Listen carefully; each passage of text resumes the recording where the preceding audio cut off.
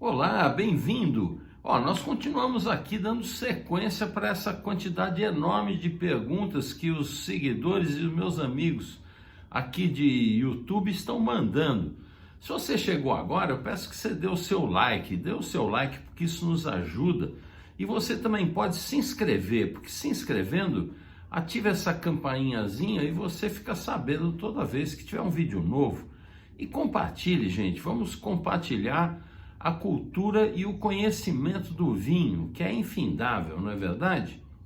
Bom, o Gustavo assistiu a live que eu fiz a convite do Marcelo Copelo, no Instagram do Marcelo Copelo, e ele ficou feliz, chegou ao ponto de me escrever agradecendo e cumprimentando que tanto o Marcelo como eu fomos muito naturais em dizer que não conhecíamos a uva, que era a Gros Merri. Eu nunca tinha ouvido falar, o Marcelo também não, e ele ficou surpreso de ver que duas pessoas que ele considera que conhecem muito, aliás, no mundo do vinho não tem quem conheça muito, como comprovou essa própria uva, e ele então escreveu comentando.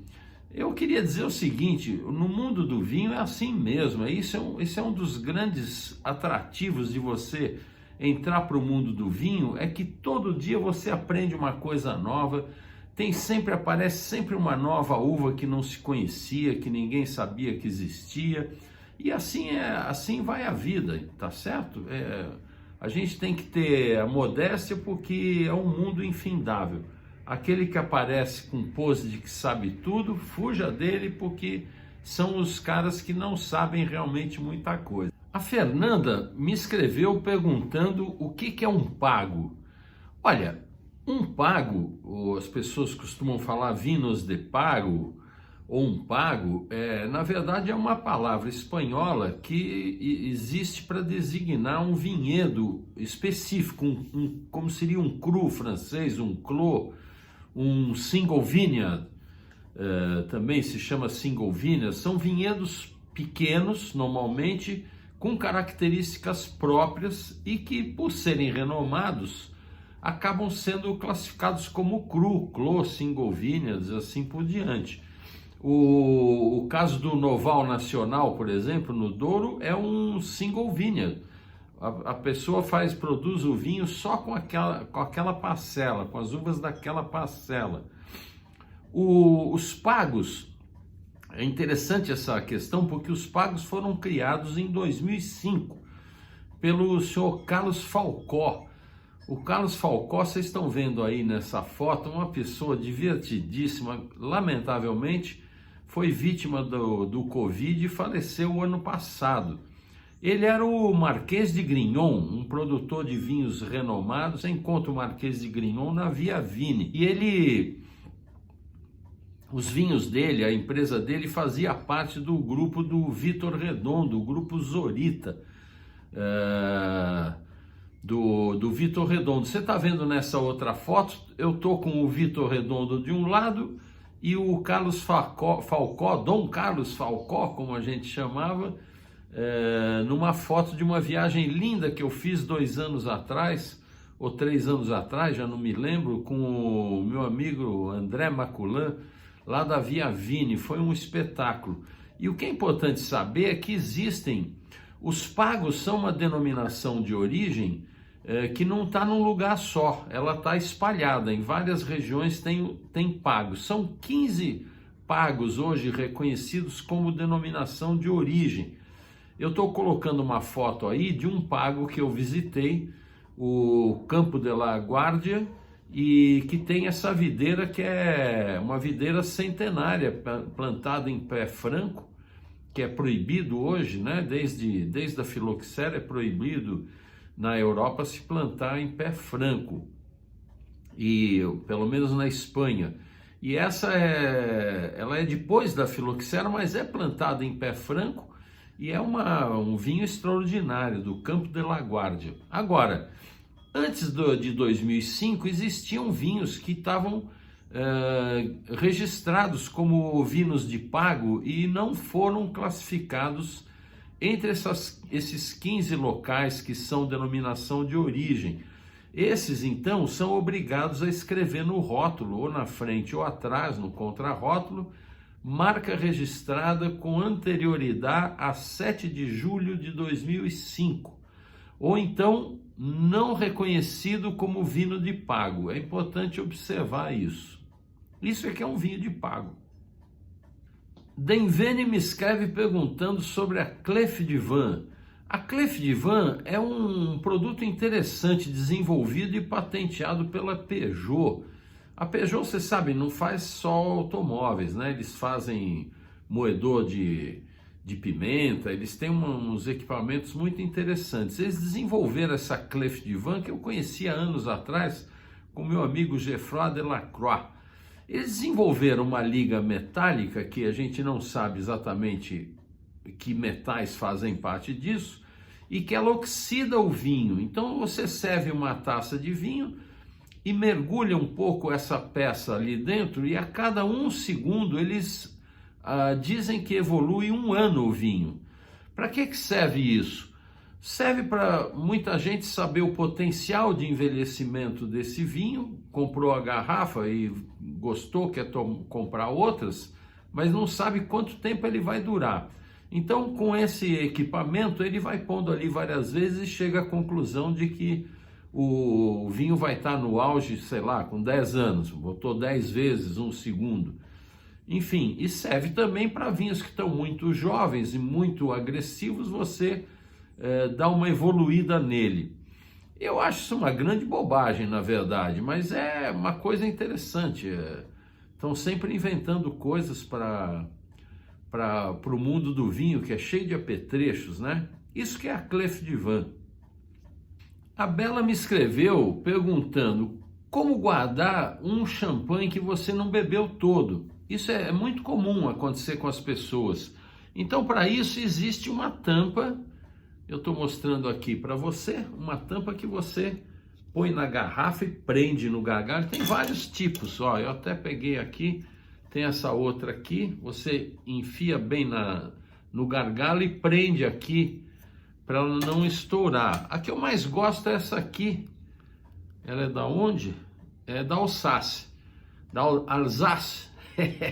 Então essa aqui eu acho mais fácil. Você põe aqui e prende. Precisa tomar cuidado porque muitas vezes isso cria uma pressão grande. Quando você vai tirar, não fica olhando ali porque pode vir no seu olho, tá certo? Mas esse tipo de tampa mantém o seu champanhe, seu espumante, pelo menos de um dia para o outro. Olha aí o carrilhão. Pelo menos de um dia para o outro, seu espumante vai ficar bastante razoável. Claro que nunca é como você quando abre na hora, porque você quando abre na hora, que a gente não deve nunca estourar a rolha para não perder esse gás carbônico, que é um dos charmes do espumante, é justamente o gás carbônico, o perlage, aquilo dá frescor, limpa a nossa papila e tudo mais. Então deve se abrir bem, só fazer, segura bem a rolha para ela não liberar muito gás carbônico. Você sabe, uma garrafa dessa tem 6 atmosferas de pressão, é muito forte. Então tem que tomar cuidado quando abre, nunca ficar contra o rosto e segurar bem em cima, tá certo? Essas tampas funcionam bem e se encontra aí no mercado.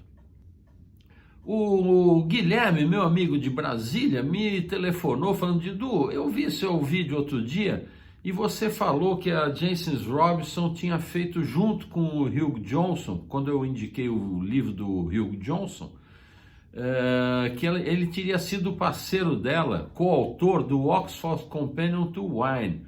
Mas não é verdade, eu na verdade me confundi, porque é o Atlas do Vinho, que é um outro livro também sensacional, que a Jancis fez em coautoria com o Hugh Johnson. E o Guilherme Atento falou: pô, a hora que você falou, fui até pegar a minha edição para conferir. E eu aqui, sabe, tanta coisa na cabeça que muitas vezes a gente faz umas trapalhadas. Eu peço desculpas, mas é isso. De qualquer forma, tanto Hugh Johnson como James Robinson, o que você achar escrito por eles, está indicado porque são duas sumidades no nosso mundo do vinho. O Ricardo me pergunta se vinho meio seco, ele é meio seco por conta do blend das uvas ou por acréscimo de açúcar? Bom, essa pergunta é interessante. Blend, o corte ou assemblagem é a mesma coisa, mistura de uvas diferentes. Isso não é isso que traz o vinho ser meio seco ou meio doce. Em Portugal tem essa coisa do meio doce e meio seco. Meio seco é mais seco que o meio doce. É engraçado isso. Mas normalmente não é. Existem vinhos de categoria mais simples que acrescentam açúcar. E às vezes até vinhos finos.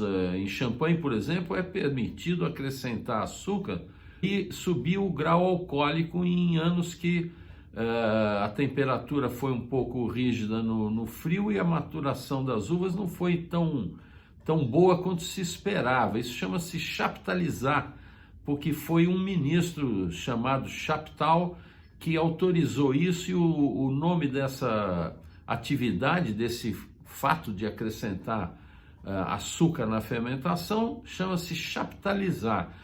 Então existe isso normalmente em vinhos simples.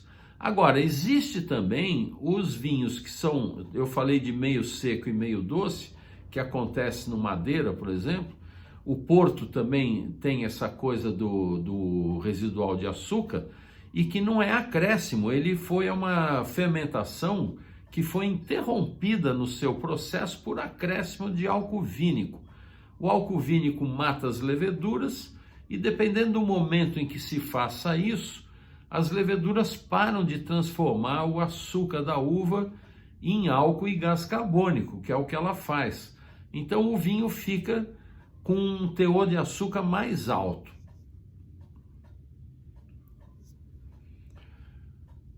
A Cacá me pergunta sobre as novas castas. Ela escreveu e perguntou: existem novas castas ou apenas se descobre castas que não se conhecem? Bom, existem as duas coisas, né? O século passado foi um pouco farto nessa coisa de desenvolver cruzamentos genéticos de castas. Na década de 50, por exemplo, um epilógrafo chamado Paul Truel desenvolveu duas uvas que hoje fazem sucesso. Uma é a Caladoc, que é um cruzamento genético da Grenache com a Malbec, e outra é a Marcelin, que é o Cabernet Sauvignon com Grenache. Aliás, Marcelin que acaba de ser autorizada a ser cultivada em Bordeaux, pela pela AOC, muito interessante. Houve também o Pierre Marcel Durquety, acho que é Durquety que se fala.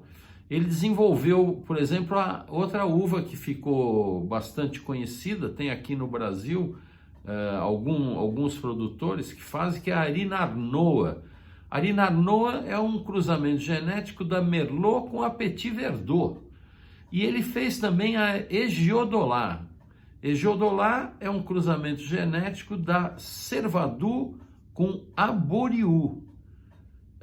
Enfim, tem vários casos, né? O Luiz Pato, por exemplo, tem uma uva que só ele tem, que é a Cercealinho, que é um cruzamento genético que lá aconteceu espontaneamente entre a Cercial e a Alvarinho. Então ele fez um vinho que é o Cercialinho, bastante interessante.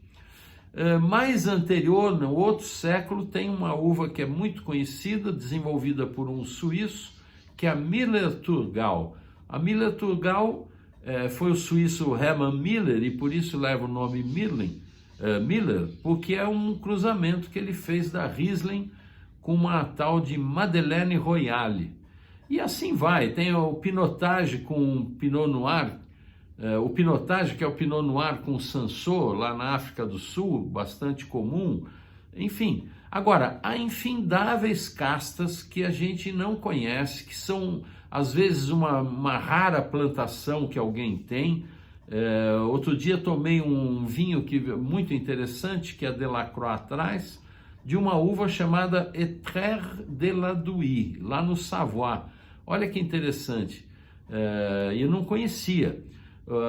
O Beto Duarte também fez uma entrevista com um cara sensacional, supernatural, que é o Raffaello Anicchiarico, do Podere Venere Vecchio, ou Venere Vecchio. E o Raffaello tem lá uma uva chamada Agostinella. O Beto até trouxe uma garrafa dessa que nós tomamos juntos, foi muito gentil e generoso, e também não conhecia, talvez só tenha lá. Enfim, são infindáveis, e como eu disse no início, numa outra pergunta, sobre essa Gros Merri, que eu não conhecia, tomei outro dia, e o mundo está cheio disso. Por isso que eu acho que a gente, quanto menos repetir vinho, é melhor, porque a gente vai aumentando a nossa experiência e a nossa memória gustativa, não é verdade? O Álvaro me pergunta: Didu, o que é um Coteaux Champenoise?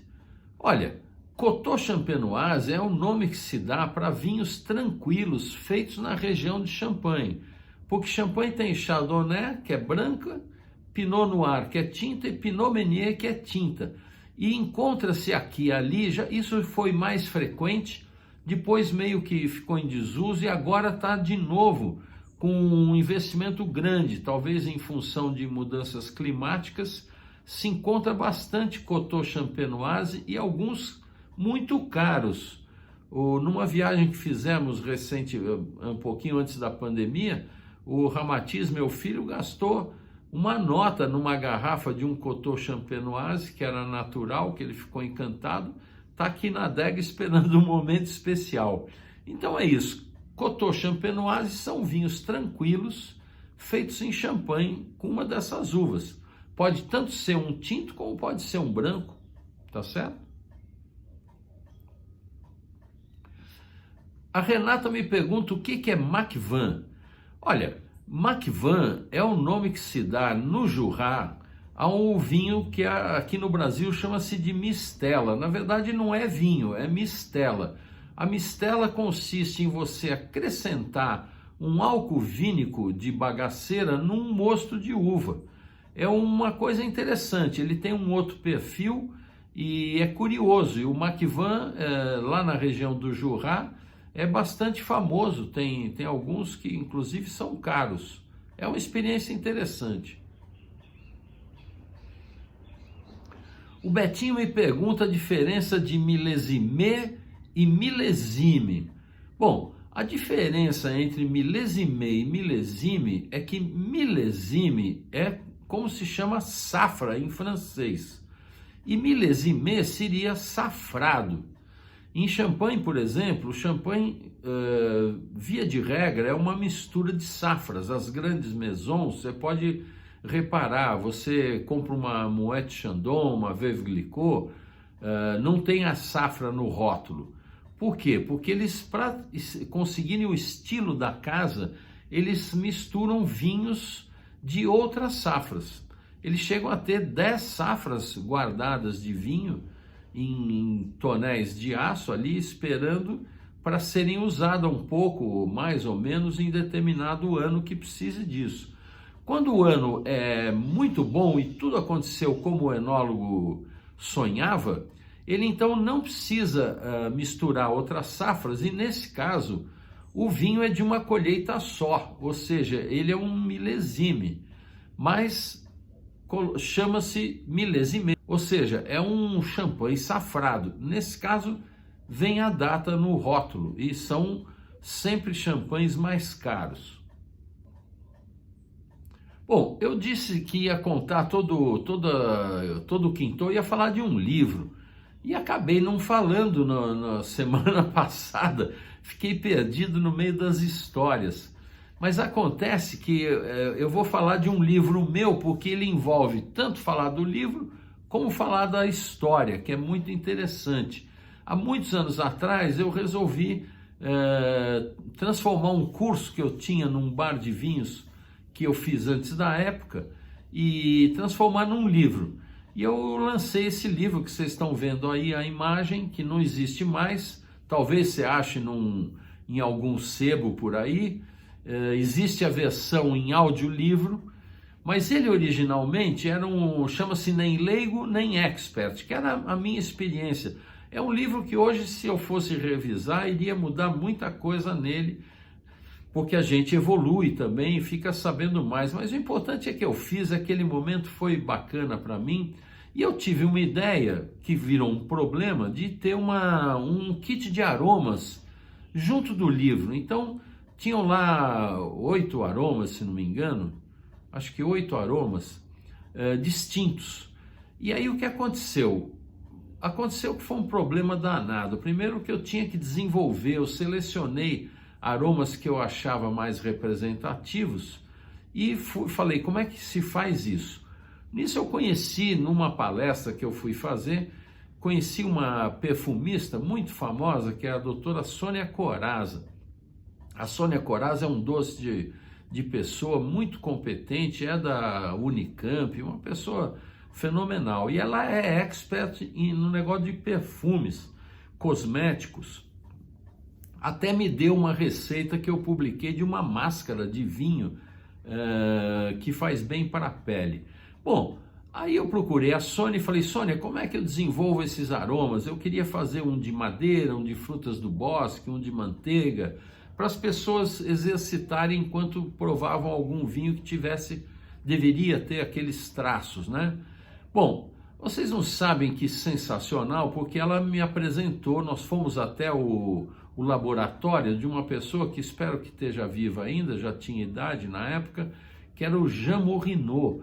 O Jean Morinot é um assombro, o cara tem mais de 8.000 aromas gravados na memória.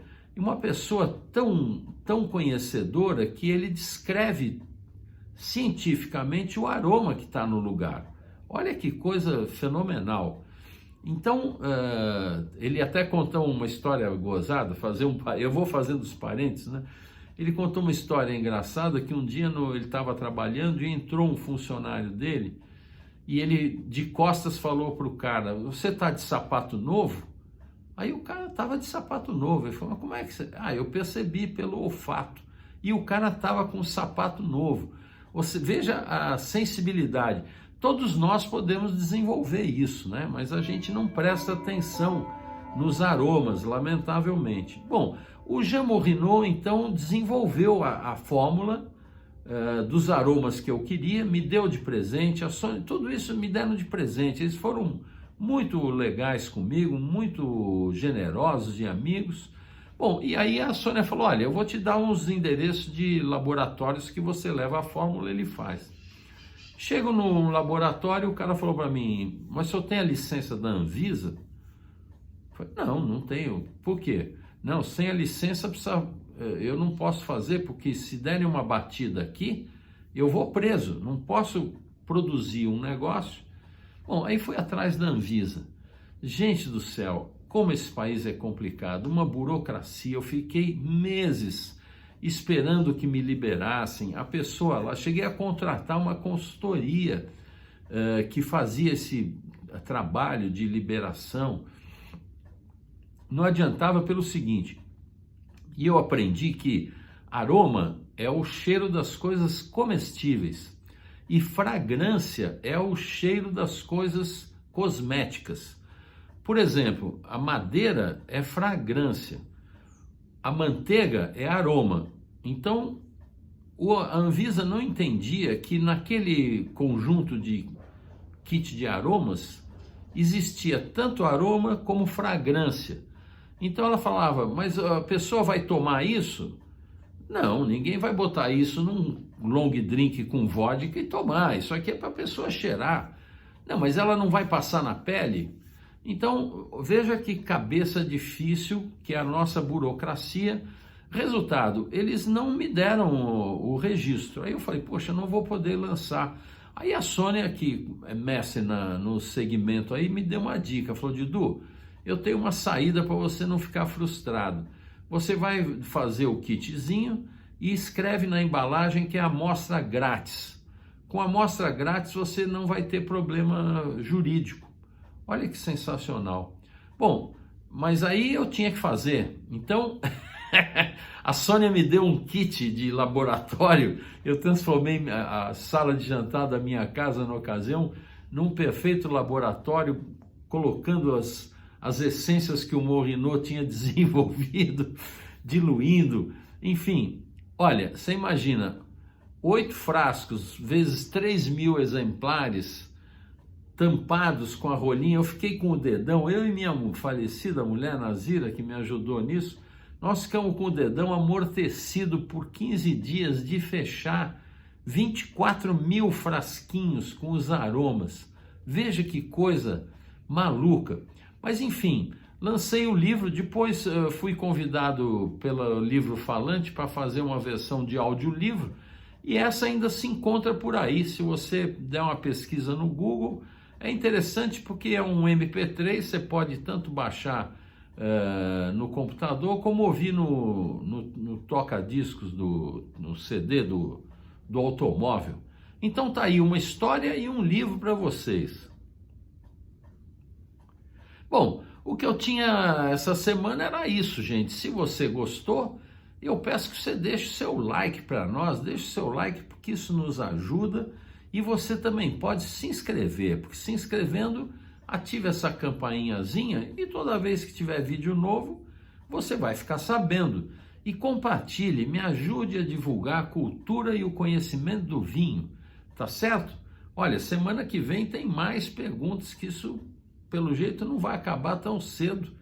E eu então agradeço aqui a sua audiência e recomendo sempre, uma taça por refeição faz bem para o seu coração, bem para a digestão, faz bem para o seu espírito, tá certo? Saúde!